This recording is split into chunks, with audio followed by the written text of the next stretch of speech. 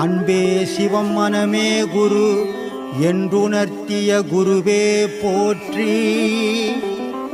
சத்தும் சித்தும் எதுவென்று உணர்த்திய குருவே போற்றி. எனக்குள் இறைவனை உணர வைத்த குருவே போற்றி.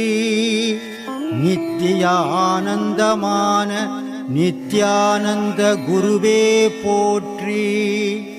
குரு பிரம்மஸ்ரீ நித்யானந்தரே போற்றி போற்றி.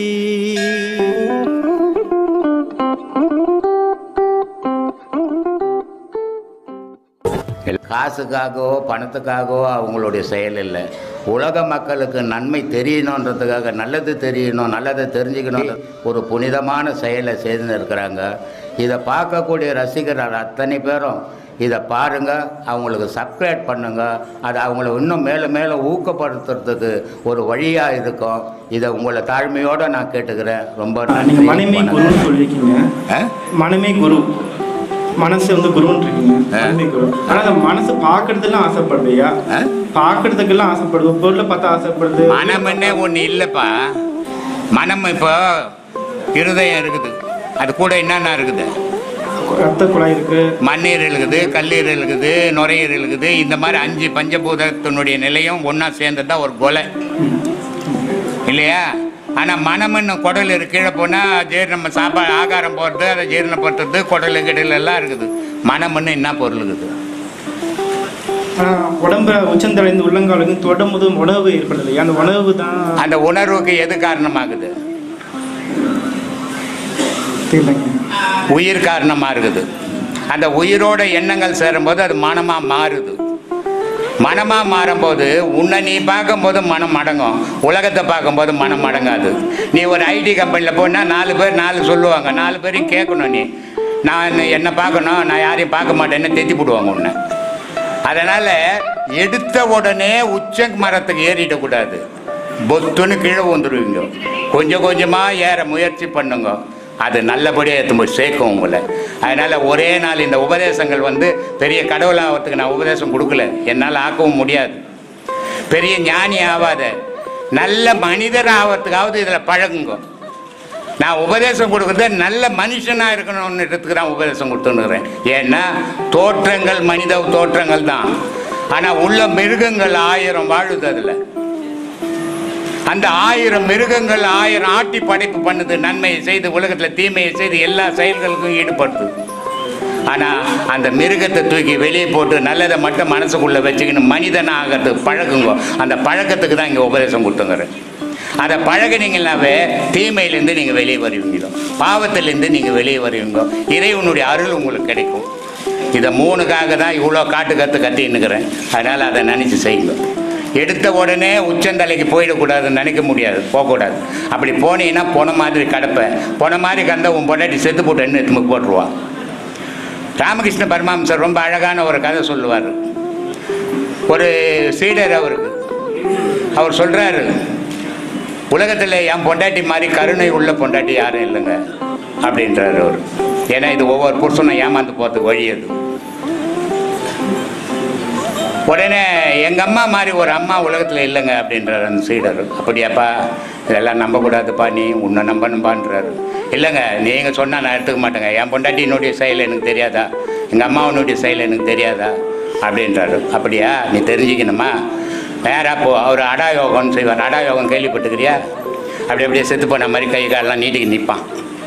அது மாதிரி போய் அடாயோகம் பண்ணி படுத்துக்கோன்றாரு. இவர் படுத்துக்கினார். எல்லாருக்கும் செத்து போட்டாங்கன்ட்டு அலௌன்ஸ் பண்ணிட்டாங்க. அலௌன்ஸ் பண்ணோன்னு ஊர் ஜனம் வந்துடுச்சு. ஆனால் பணத்தை எடுத்து போய் வெளியே போடணும். பணத்தை தூக்கின்னு போனால் கையங்கால் நீட்டிங்கல்ல, நல்லா செத்து போயிருந்தா ஒன்று வாசப்படியில் எடுத்துன்னு போயிடலாம். இதை கையங்காலம் முடிச்சுன்னுக்குது.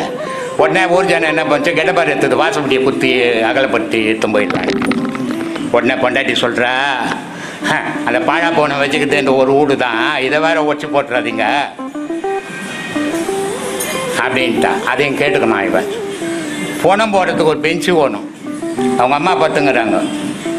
அந்த பெஞ்சு வேணுமா, பணம் போட்ட பிறகு அப்புறம் 8 மணி பிறகு நீ படுத்துக்குமான்றாங்க. அவன் எனக்குன்னு வச்சது இந்த ஒரு பெஞ்சு தான். இதை வேற நீங்கள் எதுவும் போனால் சுடுகாட்டுக்கு தாண்டா போய் போடணும்னு பெஞ்சை கொடுக்க மாட்டுறாங்க. அப்போ தான் சொன்னான் ராமகிருஷ்ணன் சொன்னது எவ்வளோ சத்தியமான விஷயம்.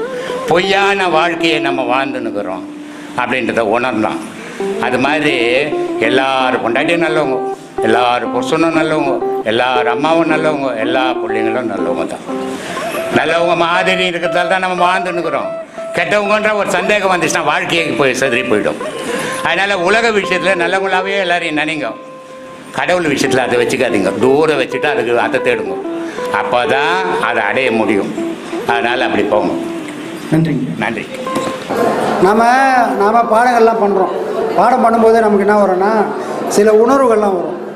அதாவது எதுவுமே தெரியலனா கூட எல்லாம் தெரிஞ்ச மாதிரி ஒரு பாவனை நமக்கு வரும். அது இயற்கை. நம்ம யாரையும் தப்பு சொல்ல, எனக்கும் அதான் நினைக்கும். எனக்கும் எதுவும் தெரியாது, ஆனால் எல்லாம் தெரிஞ்ச மாதிரி ஒரு பாவனை வரும். அப்போ நான் என்ன பண்ணுவேன்னா என் தலையில் ஒரு குட்டு படிப்பேன். நம்ம ஒரு ஜீரோ அப்படின்னு சொல்லணும். சரிங்களா? இதை சொல்கிறாரு. அப்போ நம்ம அந்த நேரத்தில் என்ன பண்ணலாம்? காண வேண்டும் என்று நீர் கடல் மலையில் ஏறுவீர். இறைவனை நான் பார்த்துடணும், இறைவனை பார்த்துடணும், இறைவனை பார்க்க முடியும்னு போகிறேன். எங்கே போகிறேன்? காடு போகிறேன், மலை போகிறேன், காடு காடாக ஏறி திரியிறேன். காரணம் என்னென்னா ஏண்டா போகிறேன் அப்படின்னா அவர் சொல்கிறாரு, ஆணவம் அதல்லவோ அறிவில்லாத மாந்திர. டேய் நீ இப்படி அங்கே பார்த்துருவேன் இங்கே பார்த்துருவேன் போகிற பற்றியா? உன்னை விட ஆணவ மூச்சம் உலகத்தில் ஒருத்தர் கூட இல்லைப்பா. ஏன் போகிறோம்? சதுரகிரியில் அவர் இருக்கிறாரு, சித்தர்கள்லாம் இருக்கிறாங்க. வெள்ளியங்கிரியில் சித்தர்லாம் இருக்கிறாங்க. அப்படின்னு காடு மரம்லாம் ஏற பற்றியா உன்னை கூட ஆணவ மூச்சம் ஒருத்தன் கூட இல்லை. ஏன்னா சித்தர் எப்போ போனாங்கன்னு தெரியுமா உனக்கு? சித்தரை அவங்க ஞானத்தை அடைஞ்ச பிறகு தான் மலை ஏறினாங்க. அது வரைக்கும் எந்த சித்தரும் மலை ஏறல.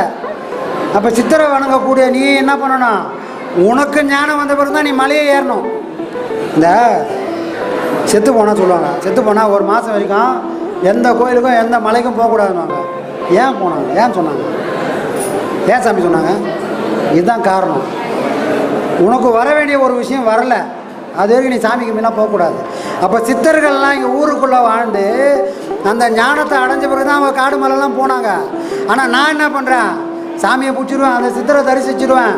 அவர் ஆகாய மார்க்கமாக போனாருன்னு போனால் அது சொல்கிறாரு, உன்னை விட ஆணவ மூச்சம் உலகத்தில் ஒருத்தன் கூட இல்லைடா அப்படின்றார். வேணும் என்று அவ்வீசர் பாதம் மெய்யுலே தரிப்பீரேன். உண்மையிலே உனக்கு அக்கறைக்குது, உண்மையிலே நான் இறைவனை பார்க்கணும், அந்த அனுபவத்தை உணரணும்னா வெளியே தெரியுது நிறுத்துறா ஃபஸ்ட்டு. அங்கெல்லாம் அவன் இல்லை. அப்போ எங்கே பார்க்கணும்னா சொல்கிறாரு, ஈசர் பாதம் மெய்யுலே தரிப்பி, உள்ளத்துக்குள்ளே பாடுறா அவனை, அதுக்கான வழியை தெரிஞ்சு பாடுறா. வெளியே தேனா உனக்கு ஆயுசு பத்தாது. அவனை எங்கே போய் தேடுவேன்? யாருன்னா சொல்லிக்கிறாங்களா, அட்ரஸ் கொடுத்துறாங்களான்னா அவர் அங்கே இருக்காரு போய் பார்ப்பான்னு ஒன்றும் கிடையாது. அப்போ எங்கே போய் தேடுவேன்? அந்த ஆணவத்தை முதல்ல விட்றா, அவனை நான் பிடிச்சிருவேன் பார்த்துருவேன் விட்டுட்டு அமைதியாக உட்காரு. அமைதியாக உட்காந்து எங்கே பார்க்கணும்? அவ்வீசர் பாதம் மெய்யுலே தரிப்பீரு. ஊனுக்குள்ளே தான் அவன் இருக்கிறான், உன் மனசுக்குள்ளே தான் அவன் இருக்கிறான். தானுவாக நின்ற சீவன் தான் சிவம் அதாகுமே. அது வரைக்கும் அந்த உணர்வு மட்டும் உன்னை பிடிச்சிட்டேன்னா அது வரைக்கும் நீ வேற நான் வேற இருந்த பாரு. அந்த உணர்வு போய் நான் அவனாக மாறுவேன். எப்போ எனக்குள்ளே இருக்கிறான், எனக்குள்ளே நான் உணரணுன்ற நினைப்பு வந்ததுக்கப்புறம் தான் அவன் தன்னை வெளிப்படுத்துவான். அது வரைக்கும் யாருக்குமே அவன் வெளிப்படுத்தவே மாட்டான். அப்போ நாம் பண்ணுறதெல்லாம் எப்படி இருக்கணும்? இறைவன் அங்கே இருக்கிறாரு இங்கே இருக்கிறாரு உண்மைதான். யாருக்கு? பக்தியில் இருக்கிறவனுக்கு அங்கே இருக்கிறாரு இங்கே இருக்கிறாரு. ஞானம் ஒன்று தான் நோக்கம்னு போகிறவனுக்கு அங்கேயும் இல்லை இங்கேயும் இல்லை, தனக்குள்ளே இருக்கிறாரு. அப்போ அதுதான் நோக்கம்னா நான் என்ன பண்ணணும்னா நான் எனக்குள்ளே தான் தோன்றணும். ஐயோ இவ்வளோ நாள் சாமி கும்பிட்டுன்னு வந்தேன், இனிமேல் சாமி கும்பிடலன்னா சாமி கண்ணை குத்துவாரா கேட்குறாங்க சாமி கேள்வி.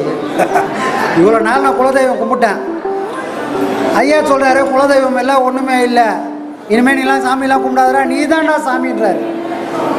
புரியுது, ஆனால் கொஞ்சம் பயமாகவும் இருக்குது. ஏன்னா குலதெய்வம் கொண்டு அவர் ஆக்ரோஷமாக இருப்பார், ஏன்னா கடா வெட்டணும், அவர் கொஞ்சம் டெரராக தான் இருப்பார், அதனால் கொஞ்சம் பயமாக ஜாஸ்தியாகுது. அப்படிலாம் ஒன்றுமே இல்லை. எந்த குல தெய்வமும் யாரையும் கண்ணை குத்த போதும் இல்லை, பழி வாங்க போதும் இல்லை. அப்படி பழி வாங்கினா அதுக்கு பேர் தெய்வமும் இல்லை. நான்லாம் தப்பு பண்ணுறேன், நான்லாம் தப்பு பண்ணதெல்லாம் தண்டனை கிடச்சிருமே இங்கே உட்காந்து பேச வேண்டிய வேலையே கிடையாது. அப்போ தப்பு பண்ணாலும் இறைவன் நம்மளை ஆட விட்டு பார்க்குறான். ஏன்னா உடனே தண்டனை கிடச்சிச்சிங்க. ஒரு கொலை பண்ணால் தண்டனை, இவனை தூக்கி போட்டுரு. இந்த அரபு நாடெலாம் இருக்கும், ஒரு கண்ணுக்கு கண், கைக்கு கை, காலுக்கு காலுன்ற மாதிரி. நீ ஒரு தப்பு பண்ணியா உடனே தண்டனை கிடச்சிச்சு அப்படின்னா பாதி பேர் இந்த பூலோகத்தில் வாழவே முடியாது. உடனே போட்டுருவான் இறைவன். ஆனால் இறைவன் அப்படி பண்ணலையே. ஏன் விட்டு கொடுக்குறான் அப்படின்னா, தப்பு பண்ணிட்டியா, அதுக்காக நீ ஒரு நாள் வருந்து இதையே தொழிலாக பண்ணாத. நீ வருந்துனா என்ன தெரியுமா, கல் மாதிரி இருக்கிற மனசு ஒரு நாள் ஈரமாகும். அந்த ஈரத்தில் தானே நான் வருவேன். நீ கல்லாகிற வரைக்கும் நான் உன்னை எட்டி கூட பார்க்க மாட்டேன். ஆனால் உன்னை செஞ்ச தப்பு உன் மனசை உருக்கும். கல் மாதிரி இருக்கிற அந்த மனசு கரைய ஆரம்பிக்கும். என்னைக்கு அந்த கரையுதோ, என்னைக்கு அது உருகுதோ, அன்னைக்கு தான்டா நான் வெளிப்படுவேன்றாரு. புரியுதா? அதனால தான் அருகே நான் சொன்னார், நெஞ்ச கனகல் நெகிழ்ந்துருக தஞ்சத்தருள் அருள் சண்முகனுக்கு இயல் சேர். உன் கல் மாதிரி இருக்கிற மனசு என்னைக்கு உருகுதோ, என்னைக்கு கரையுதோ, அன்னைக்கு இறைவன் வருவான். யார்? முருகன் வருவான்றத அருணகிரிநாதர் அன்னைக்கு காட்டுறாரு. அப்போ நம்ம மனசும் கல்லாகுதுன்னு விட்டுறக்கூடாது. இது கரையணும். எப்படி வச்சு கரைக்கிறது? எந்த பொருள் கரைக்கிறது அப்படின்னா, இறைவன்ற திருநாமம். இறைவன் சதா என்னை பார்த்துனுக்கிறான்னு அந்த பயம் யார் மனசில் இருக்குதோ அந்த மனசு தானாகவே கரைய ஆரம்பிச்சிடும். புரியுதுங்களா? இப்படிலாம் இருக்குது. ஏதோ பண்ணோம், இது மிலிட்ரி மாதிரி கிடையாது, லெஃப்ட்டு ரைட்டுன்னு போகிறதுக்கு. இவ்வளோ விஷயத்தையும் நம்ம மனசில் உணர்ந்துக்குன்னு போனோம்னா பலன் நிச்சயம். சரியா? அடுத்து யாராவது வாங்கலாம்ப்பா. நான் எடுத்து எந்த பாட்டு எடுத்தாலும் அவர் படிச்சுட்டு இருக்கிறாரு. நானும் அவர் சொல்லாமல் சொல்கிறோம் பார்க்குற முடியல, எல்லாத்தையும் சொல்லிக்கிறாரு. ஏன்னா அவரை பாருங்கள் கரெக்டாக எடுப்பார். இந்த வரேன் உட்காரு அப்படி கரெக்டாக அந்த பேஜை எடுத்து கரெக்டாக சொல்லுவார். படிக்கலை, எழுதலை, ஒன்றும் தெரியாது. ஞானத்தோட மொத்த உருவம் எப்படி இருக்கணும்னா நம்ம ஐயா மாதிரி தான் இருக்கும். எதுவும் தேவையில்லை. அறிவோடு இயங்குறவனுக்கு தான் படிப்பு வேணும்.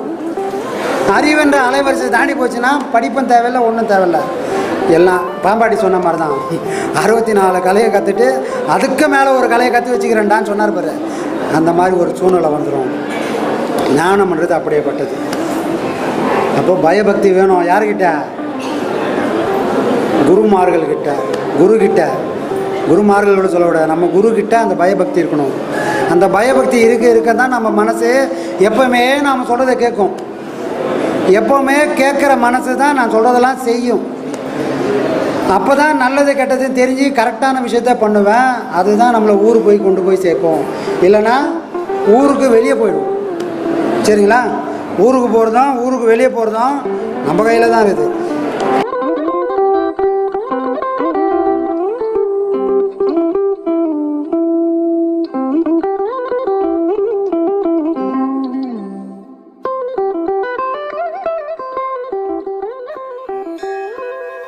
அன்பே சிவம் மனமே குரு என்றுணர்த்திய குருவே போற்றி. சத்தும் சித்தும் எதுவென்று உணர்த்திய குருவே போற்றி. எனக்குள் இறைவனை உணர வைத்த குருவே போற்றி. நித்திய ஆனந்தமான நித்யானந்த குருவே போற்றி. குரு பிரம்மஸ்ரீ நித்யானந்தரே போற்றி போற்றி.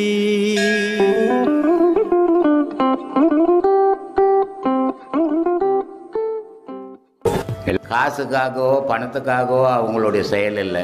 உலக மக்களுக்கு நன்மை தெரியணுன்றதுக்காக, நல்லது தெரியணும், நல்லதை தெரிஞ்சுக்கணும், ஒரு புனிதமான செயலை செய்துன்னு இருக்கிறாங்க. இதை பார்க்கக்கூடிய ரசிகர்கள் அத்தனை பேரும் இதை பாருங்கள், அவங்களுக்கு சப்ஸ்கிரைப் பண்ணுங்கள். அது அவங்கள இன்னும் மேலே மேலே ஊக்கப்படுத்துறதுக்கு ஒரு வழியாக இருக்கும். இதை உங்களை தாழ்மையோடு நான் கேட்டுக்கிறேன். ரொம்ப நன்றி, வணக்கம்.